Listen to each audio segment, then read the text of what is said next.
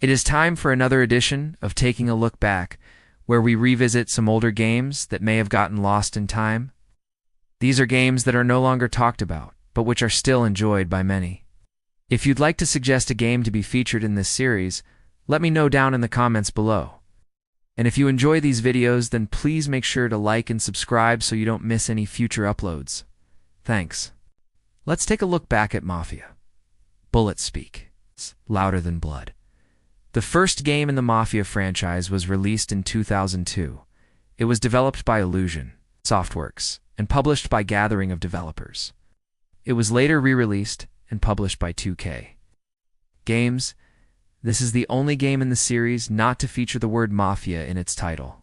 While the other games are known for their stories and strong emphasis on the story mode, this game was the first to do things a little differently. You play as Tommy Angelo, who is a taxi driver during the 1930s in the fictional city of Lost Heaven. After a botched police chase, you end up driving a mobster named Sam and his girlfriend to an armored car depot where they rob $2 million. You go on the run with them and join the Salieri crime family after your own car gets destroyed by rival mobsters. Along the way, you get acquainted with several members of the family, including Polly, the hothead of the group, and Frank, who takes on the role of mentor for Tommy. The story is pretty engaging and will keep you interested, but it isn't really necessary to enjoy the game. You could easily skip the cutscenes and just focus on causing as much mayhem as possible. There are around 25 missions, and they range from simple assassinations to more elaborate tasks such as stealing vehicles or sabotaging rival gangs. In between missions, you can drive around and cause general havoc or just explore the open world. You can also take part in optional side quests, which are usually just fetch quests, but they will earn you money, which can then be used to upgrade your weapons. There are a total of 18 different weapons in the game, which include knives, Tommy guns, grenades, Molotov cocktails, shotguns, and many more. For a 2002 game, the graphics hold up fairly well and are still enjoyable. There is no built-in graphical enhancement option, but by adjusting the settings in the options menu, you can improve the visuals quite a bit. Shadows and textures are the biggest factors in determining how good the graphics look. The character models look a little outdated, but this fits in well with the retro style that the game is going for. But the environment and level design are both fantastic. The game is set in the 1930s, so there are plenty of old buildings and cars to add to the atmosphere.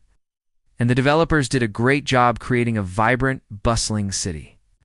The soundtrack is good and adds to the atmosphere, but there is no built-in radio, so when driving around, there is no background music. Instead, you'll just hear the sound of the engine and the environment. Voice acting is solid overall, although some of the dialogue could have been written a little better. You won't find any bugs or glitches here, which is always nice to see. And the game also has no DRM, so there is nothing that can go wrong with it either.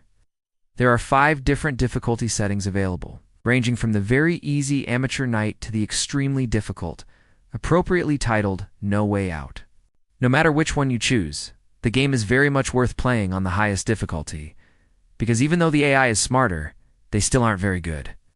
You can enter buildings, but there are no interiors. All that happens is your character walks through a wall and then spawns inside the building. Sometimes the path to a mission objective isn't exactly clear, so you might need to experiment a bit to figure out what to do next. But this doesn't happen often, and overall, the game is very user-friendly. Now, let's talk about the controls. They are mostly good, especially for a game that came out in 2002. There are separate control schemes for driving and on foot, and most of the key bindings can be changed in the options menu. There is no analog stick aiming, but that isn't surprising considering when the game was released. Some of the controls could use a bit of tweaking though. For example, you can't reload while aiming down sights, which makes it difficult to quickly reload when you're under fire. Also, the melee attack button needs to be mapped to something that's easier to reach, like the left mouse button. And there should be an option to switch between the 2 mouse buttons for shooting, since the game is played from a third-person perspective. Having the melee attack on the left mouse button would make the most sense. But unfortunately, this isn't possible unless you map the shoot function to the right mouse button. The same goes for throwing grenades, because there's no grenade button. you have to pick up a grenade and then throw it by pressing the left mouse button. But if you want to aim down sights, then you have to map the shoot function to the left mouse button. So you can't throw grenades unless you're not aiming down sights. Now let's talk about the physics. It's decent for a 20-year-old game. Ragdolls aren't the best, but they're still usable, and the collision detection is good. There is no advanced ragdoll system. The bodies can be moved around, and they will stay in place until they removed by a cop or an ambulance.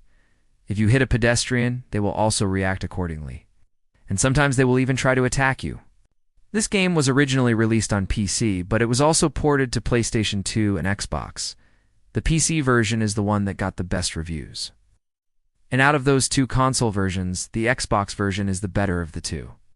Graphics-wise, the Xbox version looks closer to the PC version than the PS2 does. But overall, the game runs worse on consoles. Not only are the graphics inferior, but the frame rates are also lower. So if you want the best experience, then the PC version is the way to go, and the game is very much worth playing. On top of the fantastic story and levels, you have solid graphics, a great soundtrack, and decent physics.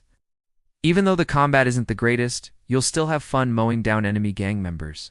Sure, the controls could use a little work, and there are some minor issues with enemy AI, but these are small gripes on an otherwise fantastic game. If you're looking for a fun Mafia game that's different from the other games in the series, then look no further than Mafia, the City of Lost Heaven. That's all for this video. Let me know down in the comments below if you remember when this game came out and what your favorite memory is of playing the game. If you enjoyed this video, then please make sure to like and subscribe so you don't miss any future uploads. Thanks for watching.